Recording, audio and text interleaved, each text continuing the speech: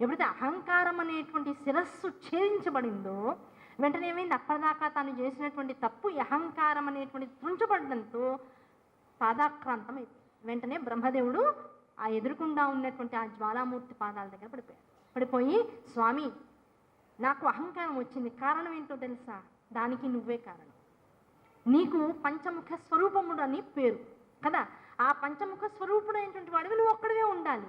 కానీ నువ్వేం చేసావు, నీ ప్రహృష్టమైనటువంటి శక్తినంతా కూడా నాలో నిలిపి ఈ పంచముఖాలతో ఈ పంచభూత ఆలయమైనటువంటి ఈ జగత్తునంతా కూడా నీ అంత సమర్థవంతంగా నేను కూడా నిర్వహిస్తాననేటువంటి భావంతో 5 ముఖాలు ఇచ్చి నన్ను జగత్తులోకి పంపించావు.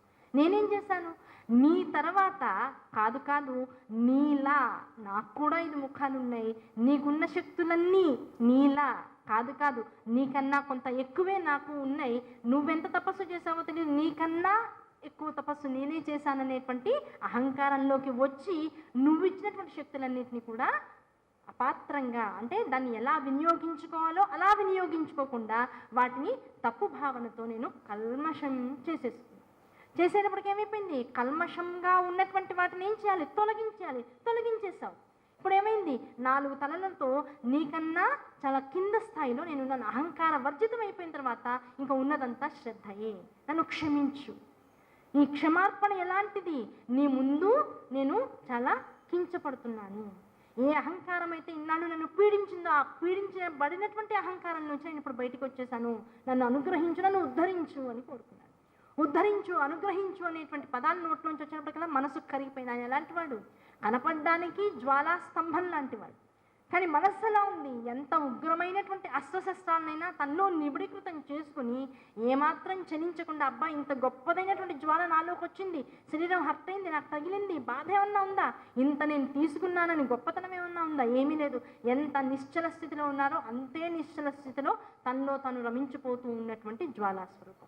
ఆ జ్వాలాస్వరూపం ఈ కనికరించవయ్యా, బుద్ధి మందగించింది, అహంకరించాను, ఈ అహంకారం అంతా కూడా నీ పాదాల దగ్గర ప్రాదాక్రాంతం చేసేస్తున్నాను, నన్ను అనుగ్రహించని వేణోళ్ళ ఆయన కొలిచేటప్పటికి ఏమైపోయింది, ఉన్నదంతా ఆ కోపమంతా కూడా పోయి ఆ స్థానంలో కారుణ్యం అనేటువంటి వర్షించింది.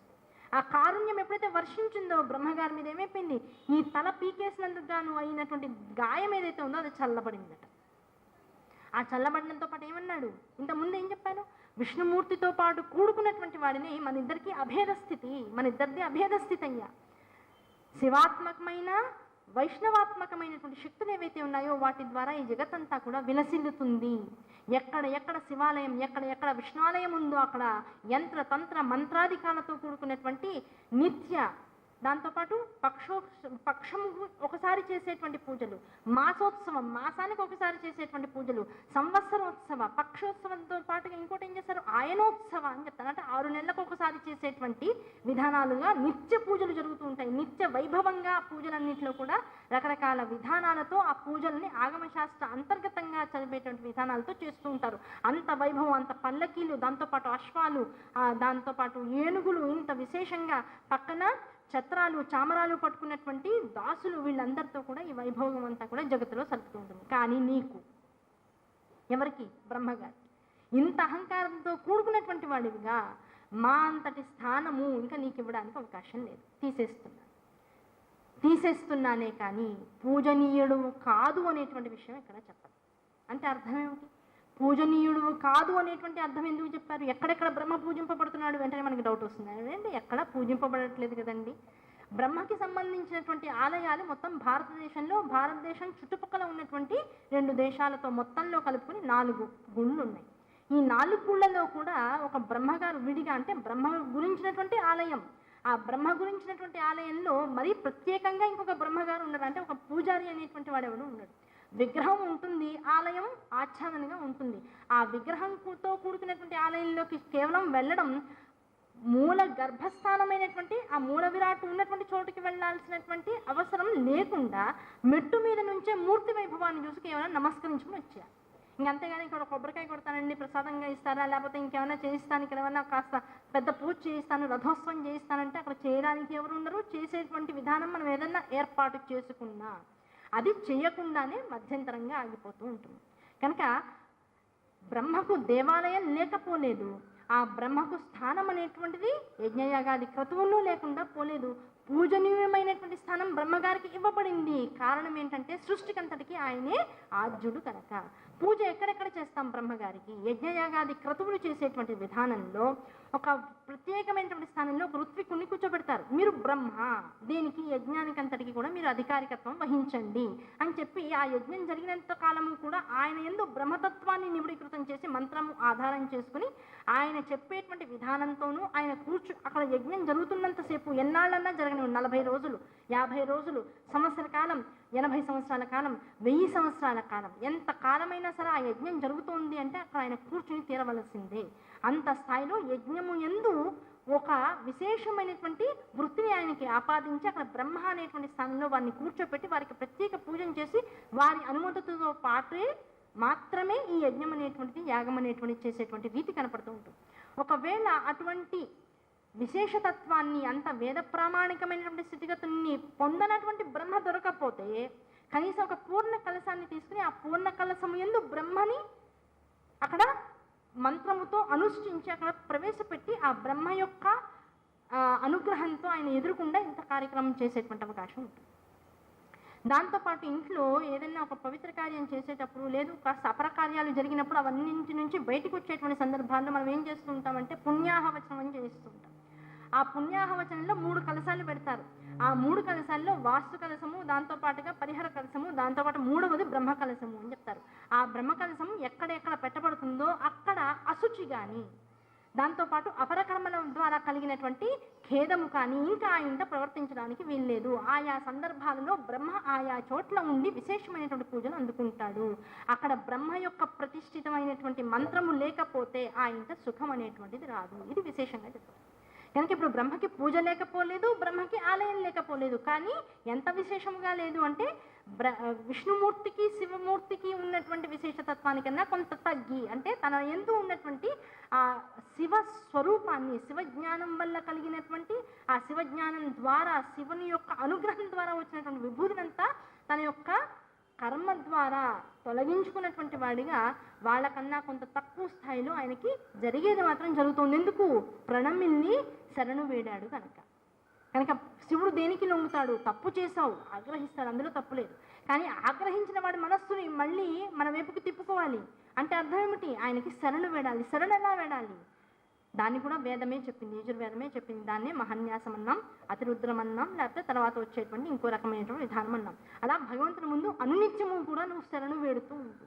ఒకసారి శరణు వేడావు, 2 సార్లు శరణు వేడావు, రోజు తప్పు చేసి రోజు శరణు వేడితే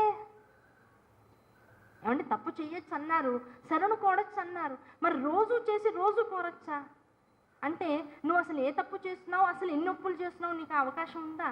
అసలు నువ్వు రుచి ఎరిగి మనస్సు నిలిపి తప్పులన్నింటినీ తీసేస్తాట అనేటువంటి లౌకికమైనటువంటి భావాన్ని మనసులో పెట్టుకుని చేసినా సరే కొంతకాలం ఈ అర్చన విధానంలో శివుణ్ణి కనుక నువ్వు వదలకుండా పూజించినట్లయితే, అర్చించినట్లయితే నీకు తెలియకుండానే ఈ రోజు తప్పు చేయొచ్చా, ఆ చేసేటువంటి తప్పుల నుంచి రోజు పరిహారం పొందొచ్చా అనేటువంటి భావన ఏదైతే ఉందో ముందు అందులోంచి బయటకు వచ్చేస్తాం. ఆ శివ పూజార్చన అనేటువంటి విభాగం ఏం చేస్తుంది? నీ మనసుని తెలియకుండానే నీకు సాత్వికంగా మార్చేస్తుంది. నువ్వు చెయ్యాలనుకున్నా నువ్వు చేసేటువంటి ఈ పంచేంద్రియాలతో కూడుకుని మనస్సుతోనూ, దాంతోపాటు బుద్ధితోనూ, అహంకారంతోనూ కూడుకున్నటువంటి ఈ దేహంతో, సప్తధాతువులతో ఉన్నటువంటి ఈ దేహాన్ని కూర్చోపెట్టి చేస్తున్నావు. ప్రమాణపూర్తిగా నువ్వు మనసు పెట్టి చేసినా, మనసు పెట్టక చేసినా శరీరాన్ని కూర్చోపెట్టి చెయ్యాలనేటువంటి ధ్యాసతో చేస్తున్నావు. అది దేనికోసమన్నా కావచ్చు. ఆ కూర్చుని చేస్తున్నావు అనేటువంటి భావనకి ఏం చేస్తుంది?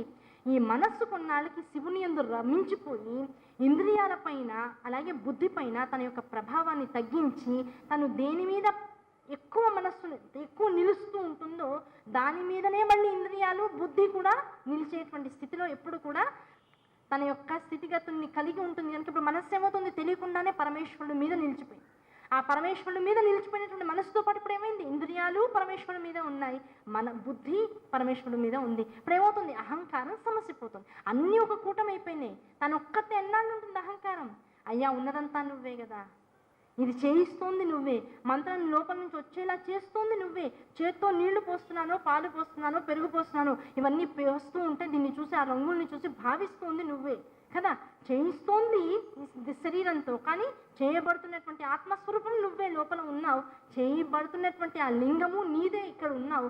ఈ రెండింటి మధ్య ఉన్నటువంటి తారతమ్యం, నేను నాకు అతీతంగా ఉన్నటువంటి భగవంతుడు అనేటువంటి రెండు భావాల్లోంచి ఒక భావంలోకి నేను రాగలిగి ఉన్నదంతా శివమయమే, ఉన్నదంతా శివోహమే అనేటువంటి స్థితికి నేను వచ్చి చేసేటువంటి అర్పణ భావన వల్ల నాలో ఉన్నటువంటి తామసిక రాజసిక లక్షణాలన్నీ కూడా నీ ముందు వేల్చబడుతున్నాయి. ఎలా పూజా పుష్పాలలాగా. మొగలి పువ్వు ఎలాగైతే భగవంతుడి యొక్క శిరస్సు నుంచి రాలి కింద పడకుండా త్రిశంకు స్వర్గంలోనే ఆగిపోయింది, అలా కాకుండా భగవంతుడి పాదాలు చేరాలంటే ఏం చేయాలి? సవినయపూర్వకంగా, సమర్యాద పూర్వకంగా. సమర్యాద సవినయ అన్నాడు. అంటే అర్థం అంటే వినయం అంటే చాలాదా. వినయము అంటే దేన్నైనా సరే శ్రద్ధగా మనం గ్రహించేటువంటి పద్ధతి, దాని యందు మనం ఎంత శ్రద్ధని కలిగి ఉన్నామో తిరిగి చెప్పేటువంటి పద్ధతి వినయం. ఆ వినయంలో సవినయం అన్నాడు. సవినయం అంటే శ్రద్ధగా నీ మనసులో ఉన్నటువంటి భావాన్ని నీ ఎదురుకుండా ఉన్నటువంటి మూర్తి యందు భావిస్తూ దాన్ని అర్చిస్తూ ఉండేటువంటి విధానంలో ఇంకాస్త శ్రద్ధగా గురువుగారు సూతుల వారు శివపురాణాన్ని చెప్తూ 10 సార్లు అంటారు అక్కడ ఉన్నటువంటి 80,000 మంది ఋత్విక్కులతోనూ, నేను చెప్పేటువంటి విషయాన్ని శ్రద్ధగా వినండి, ఇంకాస్త శ్రద్ధగా వినండి. ప్రతి విషయానికి ముందు వెనక ఈ శ్రద్ధ అనేటువంటి మాట వాడతారు. ఏమంటే ఉన్నది ఋత్విక్కులు, పైగా ఎంత యాగం? సత్రయాగం. అంటే 1000 సంవత్సరాల పాటు అవిరామంగా చేయబడేటువంటి సత్రయాగాన్ని చేస్తున్నటువంటి ఋత్విక్కులు. వాళ్ళకి శ్రద్ధగా వినండి అని ఇన్నిసార్లు చెప్పాలా? అదొక ఈ మహాపురాణం చదువుతూ ఉండగా మనకి డౌట్ వస్తుంది. ఆ శ్రద్ధ అనే మాట ఎందుకన్నాడు? ఈ శ్రద్ధగా వింటూ కూడా ఇందాక మనం చెప్పుకున్నట్టు, అబ్బా ఇంతసేపు విన్నాం, ఎంత ఆనందం కలిగిందో, మనం గనక ఇంతసేపు కూర్చుని విన్నాం అనే భావన నీ మనసులో రావడం కూడా కరెక్ట్ అయిన విషయం కాదు. మనము ఎంత ఇదివరకు జన్మల్లో పుణ్యం చేసుకున్నాము, ఇలా చెప్పగలిగే వారు దొరికారు. ఇలా చెప్పగలిగే సమయంలో మనం ఇక్కడ ఉండడం అనేటువంటి తటస్థించింది. నిజంగా ఈ క్షణానికి ఇంకాస్త వృద్ధాప్యం వచ్చి చెవులు వెనకపడకపోతే ఈ కాస్త వినేది కూడా చెవులు పడేది కాదేమో. నిజంగా ఈ జన్మకి ఈ ఒక్క రోజు కోసం ఇంత జన్మ వచ్చిందేమో నాకు అనేటువంటి వినయపూర్వకంగా కూర్చోవాలి తప్ప, ఈ వినయంలో కూడా ఎంత మాత్రము లేసమాత్రమైన అహంకారం నీలో ప్రచోదనమైందా చేసిన క్రతమంతా కూడా మళ్ళీ పరమేశ్వరుడు స్వీకరించవలసిన విధానంలో స్వీకరించడం. అంటే ఎలా స్వీకరిస్తాడు? శివజ్ఞానాన్ని ఇస్తాడు. నువ్వు చేసినటువంటి అర్చనకు మెచ్చినటువంటి వాడు ఏం చేస్తాడు? శివజ్ఞానాన్ని ఇస్తాడు. ఆ శివజ్ఞానం వస్తే నువ్వు శివుడు అంతటి వాడు అవుతావు, నువ్వే శివుడుగా మారుతావు. ఆ శివుడుగా మారినటువంటి వాడు, శివుడిగా స్థాయిని పట్టుకున్నవాడు బ్రహ్మయే ఒక కపాలాన్ని శివుడికి అర్పించాల్సి వచ్చింది అహంకారంతో. కనుక నువ్వేం చేయాలి? మొత్తం శరీరాన్ని దహనం చేయాల్సి వస్తుంది. గుర్తుపెట్టుకో, ఇలా ఎన్ని దహనాలైతే మళ్ళీ నీలో ఉన్నటువంటి సాత్విక బుద్ధి రగులుతుందో. కనుక ఈ జన్మకి అనునిత్యము శివుడికి స్మరణ, మనన, కీర్తనాలు చేయడం ద్వారా నీలో ఉన్నటువంటి ఆ ప్రకటిత భావాన్ని సవినయపూర్వకంగా, సభక్తిపూర్వకంగా ప్రకటిస్తూ పో. దానివల్ల ఆయన మనస్సు కరుణతో నిండిపోతుంది. ఆ కరుణ అనేటువంటి సముద్రం యందు తాను విరాట్ స్వరూపాన్ని గ్రహించినటువంటి వాడు.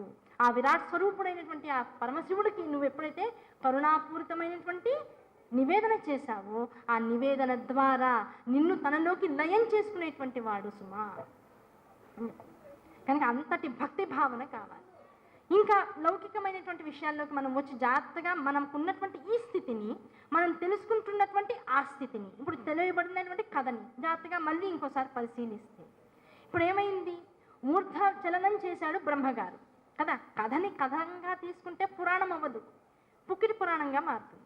అంతర్భావంలోకి వెళ్ళి జాగ్రత్తగా ఆలోచించాలి. పైకి ఊర్ధముఖ చలనం చేశారు. దేనితో? హంసతో వెళ్ళారు. హంసతో వెళ్ళినటువంటి వాడు ఊర్ధముఖ చలనం చేస్తూ పై వైపుకు వెళ్ళాడు. ఎక్కడ ఆది మూలం దొరకల, అంటే అంతము దొరకల, అంతము దొరకకుండా ఉండిపోయాడు. అలాగే కిందకి అధోముఖ చలనం చేస్తున్నాడు విష్ణుమూర్తి. వరాహస్వరూపాన్ని ఎత్తి అధోముఖ చలనం చేస్తున్నాడు. వీళ్ళిద్దరూ ఇలా చెరుస్తూ ఉంటే ఎంత చేసినా సరే ఎక్కడా కూడా ఆది అంతము కనపడనటువంటి స్వరూపంగా లింగము మనకి కనపడదు. ఎందుకు ఆది అంతం కనపడలేదు? ఉన్నటువంటి వారేమి తక్కువైన వారేం కాదుగా. అహంకారం వచ్చిందన్న మాటే తప్ప బ్రహ్మగారు శివుడంతటి వాడే. అహంకారం రాకపోయినా మరి ఆయనతో పాటు యుద్ధం చేశాడుగా. ఎందుకు చేశాడు అంటే ఇక్కడ అంతర్రహస్యం ఏమిటంటే, ఏ బ్రహ్మగారైతే అలా నడుచుకుంటూ వచ్చి శేషసేనుడైనటువంటి నారాయణమూర్తిని పిల్లవాడా లే నాకు నమస్కరించన్నాడో అక్కడే విష్ణుమూర్తికి అర్థమైపోయింది ఈయన సరైనటువంటి స్థాయిలో లేడు. ఈయనలో ఉన్నటువంటి అహంకారాన్ని తీసేస్తే తప్ప ఈ జగత్తుకి కావాల్సినటువంటి సృష్టి కార్యం జాగ్రత్తగా జరగడానికి అవకాశం లేదు. ఈ విషయం ఆయనకు అర్థమైపోయింది కనుకనే ఏం చేశాడు, ఈ నాటకం అంతా ఆడిచ్చాడట. మనకేమనిపిస్తుంది బాహ్యంగా చూస్తే, శివపురాణం కదండి, శివుణ్ణి హైలైట్ చేస్తారు.